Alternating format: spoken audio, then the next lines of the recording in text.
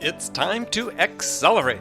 Hi, I'm your host, Andy Paul. Join me as I host conversations with the leading experts in sales, marketing, sales automation, sales process, leadership, management, training, coaching, any resource that I believe to help you accelerate the growth of your sales, your business, and most importantly, you. Hello and welcome to the show. Today is Frontline Friday with my regular guest, Bridget Gleason. Bridget, how you doing? Hi, great, Andy. How are you? Good. It's a good day. So this week we're going to tap your experience of coming into a new sales team, taking over a sales team, being a new manager, coming into an existing sales team where, you're brought in for a reason, right? So how do you assess the state of that sales team before you make any sort of abrupt changes? How do you assess the state of what's going on? What are the things you look at? And so we're going to go through a bunch of topics talking about that. So what are the sort of the first things you do? So you've had the situation on multiple occasions. You were hired by a board or a CEO to come in into an existing sales team. What are sort of the first things you look at in terms of assessing the health of that team or the capabilities of that team? Yeah, it's a good question. And as you said, I can think of just my last three, the role I'm in currently at SumoLogic, as well as the previous two. It was coming into an existing team. So there was a team in place. It was often driven by the board saying we need to bring in a new leader or a different leader or an additional leader. And their expectations are always, what are you going to do now? What can you do fast? What can you do? Help us guide this. And this is not a patient process. So I think that's the other challenge of walking into a new role. We don't have the luxury of time as a sales leader. And so in terms of the assessment, as you just in your question, Andy, you do have to be able to assess pretty quickly what's going on and start to make some changes. So the first thing I do, and I think one of the most important things, is you got to listen. You got to meet with the team, and you got to listen fast. So you have to be able to go in and know what you're looking for. And I look for on the sales team, number one, how's the morale? How's the morale on the team? Are they good? Are they bad? Are people motivated? Are we having a hard time? Just what are the challenges that they're having? Because these are your people that are going to go deliver. So it's listening and quickly establishing a relationship of trust that you are here. I'm here to help, and I'm here. If my number one job is to make them successful, and as long as they know that sort of we're on the same team here, that helps. So, well, let me ask you a question there, because yeah. the old sort of cliche that you hear in these situations says that, hey, if you're taking over a new team, the salespeople, they're always going to be a little standoffish, and the cliche is always, they don't care what you know until they know that you care, type thing, right? So you can't really teach them and help them until they've bought into who you are. So you talk about listening fast. I mean, you might want to explain that a little bit more so people understand that what you're talking about from that perspective, but also, how do you, without being too touchy-feely about it, because, not everybody's personality is maybe lends that way. How do you establish that basis of trust with people that are a little apprehensive about the fact you're there in the first place? So I think two things really go into play here. The act of listening in and of itself is so powerful. The act of wanting to spend time. I at SumoLogic, I make sure that I meet with the reps that, they may be two below me. So they report into a manager who reports into a director who reports into me. And I will hear repeatedly, gosh, thank you for taking the time to listen to me. At my previous job, I didn't have that. It's very powerful to listen and to make sure that the conversation is really about listening and letting somebody know. It's some of the basic listening skills. Repeating back to let them know, I heard you, that they feel that it's a safe place to do that. I think the second thing is a new person comes in And they're going to be afraid. What does this mean for my job? Are they going to come in and fire everybody? So knowing that everyone is going to be, they're going to feel off kilter. So establishing also very early the standards of performance. To stay here, to be on my team, to be at this company, in this role, this is what my expectation is. As long as you meet these expectations, and they're not just revenue expectations, because depending on where a company is and how they're struggling, you want to make sure there are going to be some other things as well. Maybe their activity. For every company, it's a little bit different. Mm-hmm. But you want to have clarity that they know these are the things that I need to do. I know where I stand with you. And if they know where they stand with me and the sales team and the company, everybody's going to relax. But until you've established that, it's going to be tricky. And you don't want to create an environment where you come in and people think that the sword is hanging over the back of their neck. But on the other hand, sometimes it's pretty clear that there are changes that need to be made. Well, and I would say in every case, that's true. There are changes that need to be made. So you're not setting the expectation that everybody's okay here, and it doesn't matter what the performance has been, you're good. We're not running this is horrible. I'm not running a nursery. I'm not running a sales care center. Right.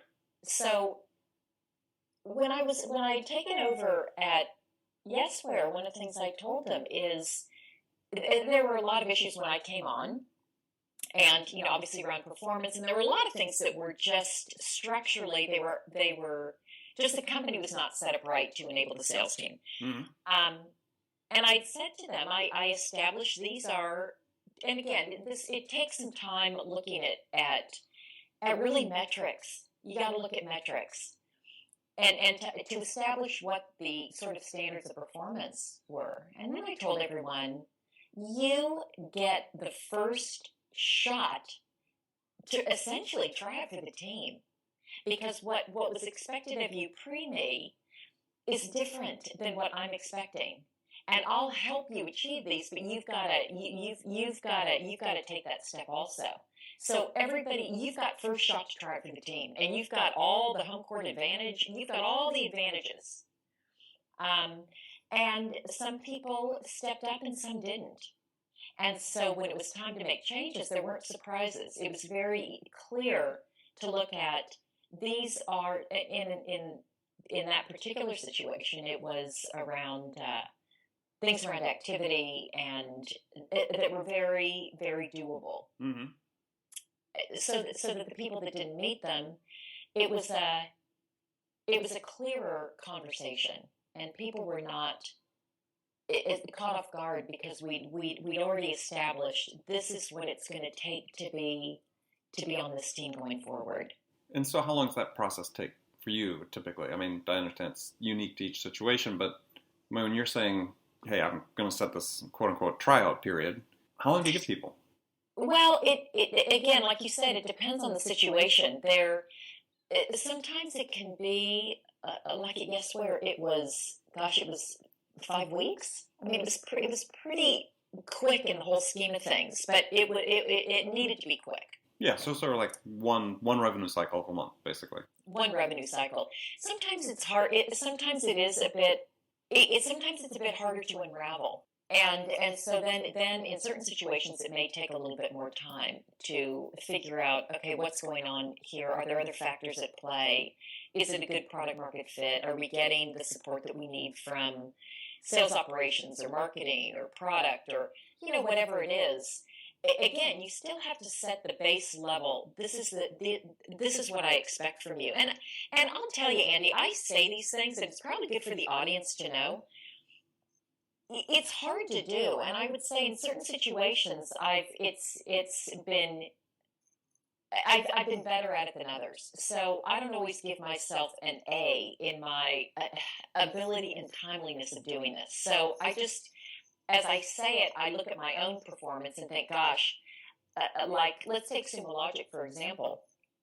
We're making a lot of it's a really high growth company. We're growing fast. It's an awesome team, like a really ambitious, motivated team. So I feel good about the team that's in place. I don't feel like I need to make changes with the people in the seats, but unraveling some of the other changes that need to be made in order to enable them. I now 3 months in feel that I understand what they are. And now getting to the place, some of them are within my sphere of influence. Some I just need to be influential. So it can take some time to unravel. Interesting. Okay. Well, let's stick with people for just a second, because you're raising an interesting point, and I think for business owners, sales leaders, so on that are listening to this, is that let's say you had a 5-week period of time where you're evaluating these people, they had this quote unquote trial for the team, is when you get to that end of that 5 weeks and you really don't have an answer. Don't you really have an answer? I think that's one of the things that people sort of struggle with, is that people are sort of on the fence, right? We're on the fence about this person. We still think maybe they can do it, but they haven't really done it yet. But gosh, it seems like maybe they could. Maybe if we just keep trying to optimize the situation for them. How long do you go about that before you just say, hey, there is a reason we're uncertain, and the uncertainty is the answer that maybe this person needs to seek a change somewhere? I am, so in my situation when I'm talking about trying to unravel, it's not so much about trying to determine, is this the right person in the seat? And I think what I look at, Andy, like when you talk about being on the fence, it's why measuring activity and what people are doing, and a conversion ratio from, let's say, initial call to, we have discovery calls here. We're selling to a technical audience, trying to understand what the technical requirements are, moving into a POC or a trial. I've got to look at how are they doing along this, the buyer's journey and the sales cycle. And if you track that, you can see people that are making progress and people who aren't. So the first thing is are they doing the things that you're asking them to do just from an activity standpoint, and being really clear about what the expectations are. Mm-hmm. So if they're doing that, if they're not doing that, you've got a non-starter. That's super easy. Yes. They're not doing what I've asked, or they've got a bad attitude, or it's a work ethic issue. Then second, if they're doing what you're asking, but you're finding they're just not able to move between like the initial interest to a discovery call to a POC, and we've given them coaching and training and they're not getting it. Then you can say this, and I've had that situation. This is not a good fit. And despite how hard you're working, and acknowledging you're doing you're working hard, something's not clicking. There's not a sales job fit. And those conversations are also, I think, very, you can come at it as a sales leader from a position of support and in the best interest of your rep, which is you're doing the hard work. Go, let's find a place for you where you can be successful. Right. Somewhere else. So yeah, somewhere else. I mean, maybe there's a position within the company, but sometimes there's not. The company, right? Not to be hard-hearted about it, but yeah, I think for so many managers, it's never good to have to tell someone that they're not a fit, that they need to go somewhere else. But on the other hand, you make it worse by letting the situation prolong itself. And the numbers are telling them it's not a fit. Yeah, when you have the data, make the decision, take action, right? Because you're not helping that person, and you're not helping yourself either, because you've got a slot that's not filled with somebody that could produce. And you're not helping the team in general. A players want to work with A players.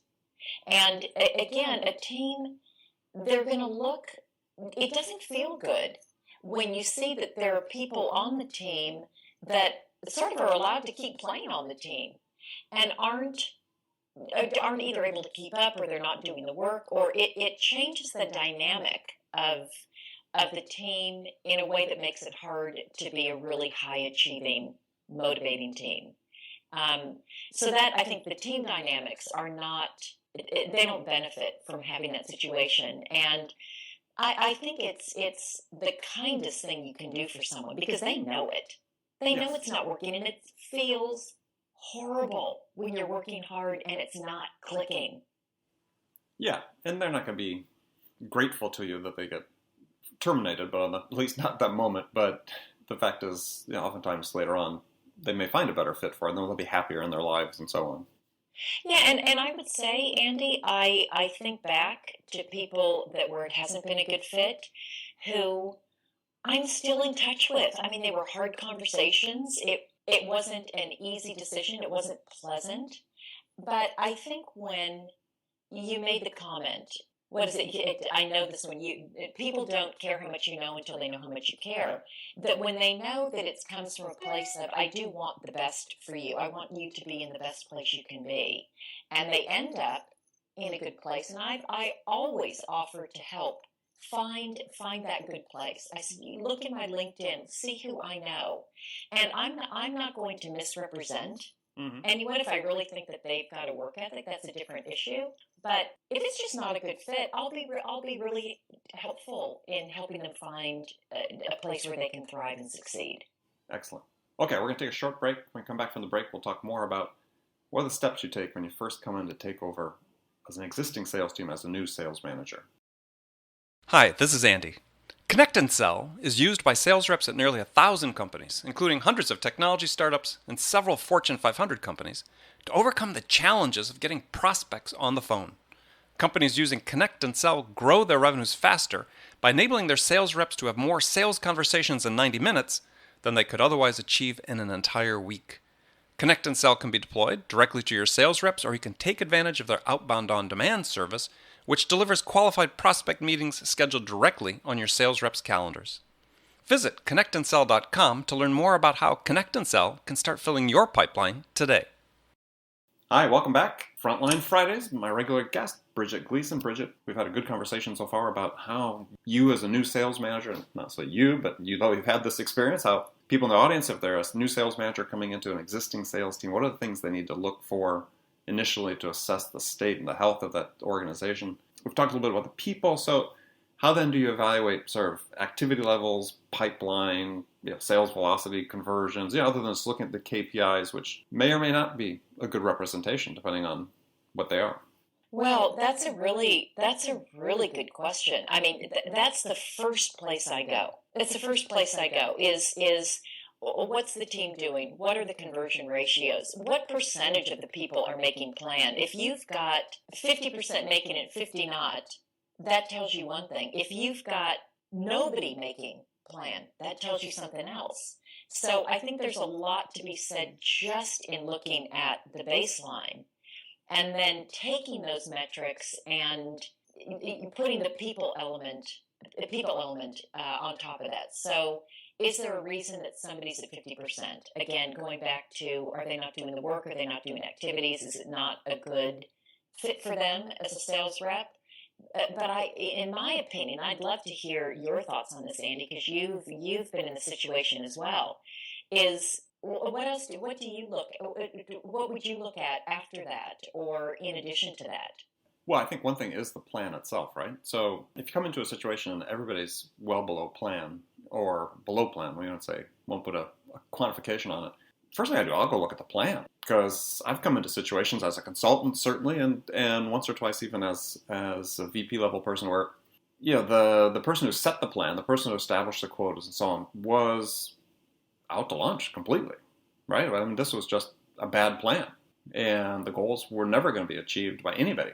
And I've had that on a couple of situations where didn't mean I still didn't have people that weren't going to make it, even on an adjusted plan, weren't going to make it. But part of the reason the group was demoralized is they knew almost from the beginning they had almost no hope of hitting it. And that becomes self-reinforcing behavior. Is you got good people that could achieve certain things, but the goals are so unrealistic. So I will look at the plan. That's one of the key things. More times than not, the plan is reasonable with minor tweaks in terms of what the quotas and the revenue budget for the year. But you do want to start there.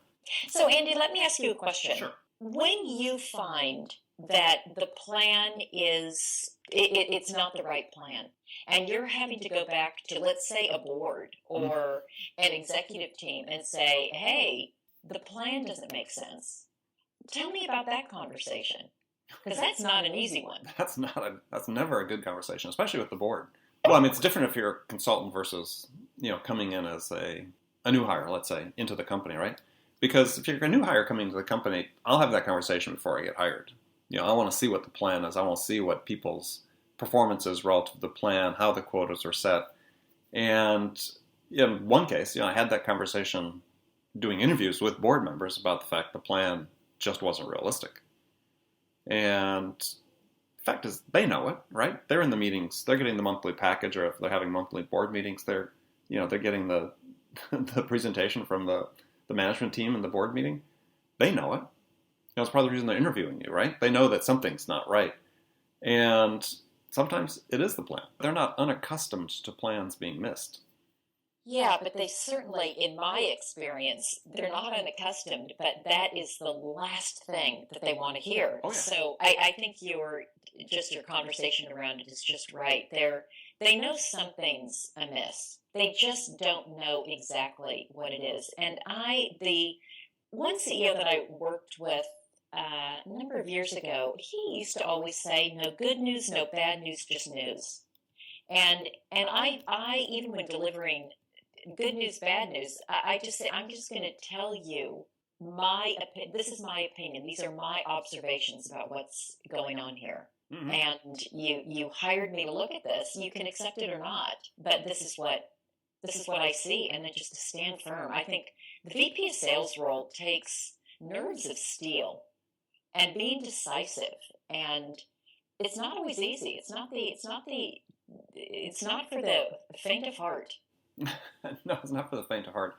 Especially in the environment that you operate in. You said you're in the venture-funded entrepreneurial world where expectations and the pressure are immense oftentimes. So, but at that point, I think that advice you got from that former CEO mentor is absolutely right. Is that when you have news, you need to surface it, right? You need to be upfront about it because people are looking to you to be the one that's delivering the numbers. Yeah, absolutely.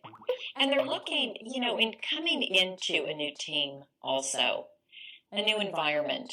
They're looking for management on one level, but more importantly, they're looking for leadership. And I think that's one thing. They're looking for leadership, someone that will also advocate on behalf of the team. That doesn't mean protecting the team necessarily, but advocating on behalf of the team when you discover things like, hey, the plan's not right. Right. Because it's very hard for individuals to do that on their own. And it's really the VP of sales' role to go and advocate on behalf when they see things that need to be changed. Yeah, I mean, I remember one company I was at where a lot of the business was coming from outside the United States. It wasn't what they really forecast when they initially started, but just given the product type, the market actually was bigger outside the U.S. than it was in the U.S., but it was more expensive to go out and reach out and touch those customers and go visit them and so on. But when I came in, there was sort of this mode where they couldn't convince the CEO of the company that they actually had to go travel to see some of these customers. Yeah. As a result, they weren't getting any of the business from these overseas customers that really wanted to give them orders, and it was all going to competition. Mm. And what I did is got that turned around really quickly and did it by actually going and making the first trip myself, because for some reason, CEO had found it really easy to say no to the previous VP of sales because he wasn't really performing in general. But I came in with a clean slate and said, hey, we need to do this. I'll go make that first trip. So, remember my 14-hour flight to Hong Kong sitting in coach. But, we got orders. And that led to pretty astonishing growth of the company compared to they had sort of been stalled, right? They've been stalled for a couple of years, and that's why I was brought in to sort of break the stall. Well, the team really rallied around that. And that was, demonstrating some leadership that they had needed to see. Yeah, and I think they saw, Andy, and I think that's such a great example. You were able to do something that their previous leader was not able to do. You were able to convince the CEO of something for whatever confluence of reasons the previous leader not been able to do. And that inspires confidence in the team. Like, he's willing to go to bat. He's willing to go get this done for us. I think that's a great example. And I think Thinking about when you first come in to an environment, having one thing that you do early on that says that's some victory for the team, whatever it is really important when you're able to do that. What's a small victory that you can demonstrate for them that they feel like, okay, good, I feel good about this person being a leader? And you give them something they can model, right? So Yes. having done that, other people said, well, gosh, there's all these customers I should be calling in this area, right? And now, hey, maybe I can go see them now. I'm going to go do that. And they were suddenly thinking about tactics and strategies that they would never have considered before, and they turned out to be pretty productive. Yeah, and it's a good point, Andy, that we all learn best by modeling and mimicry. That's how we can hear it, we can read it, we can watch it, but we learn best when we see it and then practice modeling it. So I think that's a point that shouldn't be missed. Is you modeled it, you modeled what you were looking for. Well, and I've always had the perspective, and I think this is important for people that are sales leaders in almost any environment to keep in mind, is that you need, and this sort of speaks to the shortcoming of a lot of sales training. Sales is an apprenticeship. So think about apprenticeship in the way that we sort of read about it in history classes or maybe in English classes, reading Charles Dickens about, a character being apprenticed to a craftsman. They learn that craft by doing, right? Repeatedly, even though they were kids, but we're not hiring salespeople as child labor, but they learn the craft through repetition and doing it over a long period of time. And, they weren't sitting in a classroom learning it. And so when you think about your salespeople, how are they going to learn? They're going to learn by seeing someone do something, then going and repeating it themselves. And so that role modeling and being that master craftsman that other people see, really important for sales leaders. It's not just an administrative role. It's a role where you have to show people how the job should be done. Yeah, I think that's such a good point, Andy. And I often tell sales people who I work with that are early in their career, don't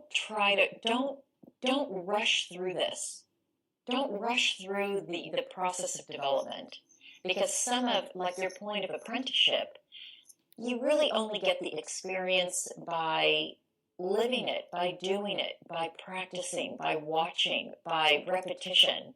And you can only fast track that to a certain extent. So just in some ways they need to be patient in the development in their own professional growth. And I said, you'll learn more if you are willing to be in it every day and learning every day and picking up what you can every day than trying to rush through to get to the next promotion or the next company or the next whatever. Just realize it's an apprenticeship. Oh, absolutely. And I look back in my career, and there were certainly temptations to, like there are for every salespeople, to go pursue that next sort of shiny thing, opportunity.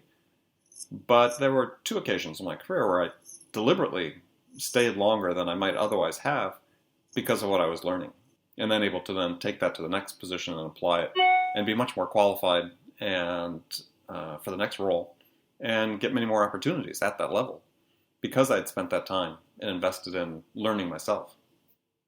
Well, and I've said this to my team before, is there are sales reps who've been selling for 5 years that have 5 years of experience. And there are sales reps who've been selling for 5 years who are first-year sales reps year after year after year, mm-hmm. because they haven't taken the time to learn and grow with each job or each year that they're selling. And sometimes when you just hop around, you actually just end up doing the same job over and over, and you aren't experiencing the growth that you could if you did stay with it. And I'm not saying that means you should stay with something for 5 years. I'm just saying that you don't assume that selling for 5 years is the same thing as having 5 years of sales experience. Right. And the growth that we talk about too is not just being promotable, right? Moving from a sales rep to a sales manager's job. It's the growth within the position to be more capable, to be able to handle a broader range of sales situations, to maybe handle bigger sales, right? More complex sales. That growth can manifest itself in many different ways. It's just not about being move from being a sales manager or a sales rep, to a sales manager. Yeah, 100% agree. 100% Yeah. agree. Okay, well, good. Well, appreciate the time today. Next time we come back, we'll talk about, again, coming into a new team, how you assess customers, because that's really an important part of it. Assess the pipeline, assess the health of the business itself, and we'll take it from there. Wonderful. Looking forward to it, Andy. Well, good. So until next week, this is Andy Paul on Frontline Fridays with my regular guest, Bridget Gleason. and we'll talk to you then. Good selling, everybody. Thanks for listening to the show. If you like what you heard and want to make sure you don't miss any upcoming episodes, please subscribe to this podcast on iTunes or Stitcher.com. For more information about today's guest, visit my website at andypaul.com.